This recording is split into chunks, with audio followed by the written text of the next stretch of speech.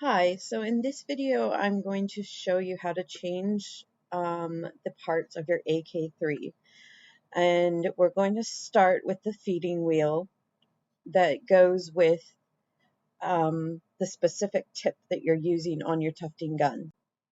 The first tool you'll need is gripper pliers. You'll need these to hold the wheel in place while you unscrew the nut in the middle. If you just use a common wrench, you will find that the wrench just slips on the wheel and actually degrades the wheel. I got these gripper pliers at the warehouse. Just an FYI, this is a voiceover while I was actually giving somebody a tutorial on how to change the settings of their AK3. You can see that once I have the gripper pliers in place, I'm using a wrench to loosen the nut. You can also see that the other side of the feeder, the arm, actually lifts up by a spring, so it's really easy to just move out of the way while you're doing this. So I've undone my nut a few times. The first time I did it, it was really, really tight.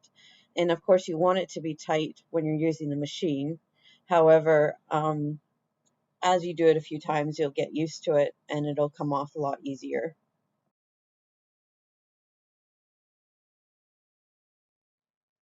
Okay, so once you've removed the nut, put it in a safe place and remove your wheel.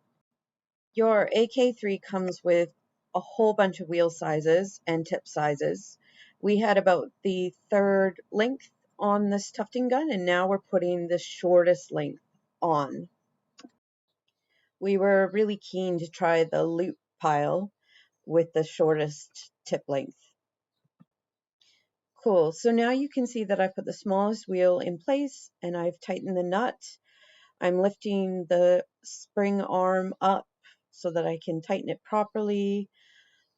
Got the gripper pliers on there again.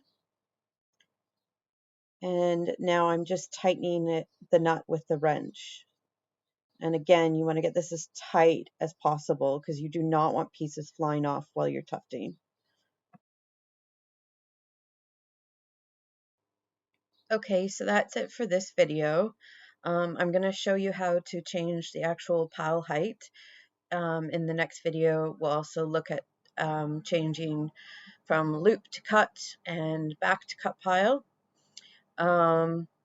Yeah, stay tuned. This is Carolyn from Punch Needle Supplies NZ, or as we will soon be known, Effie Tuft Punch Craft.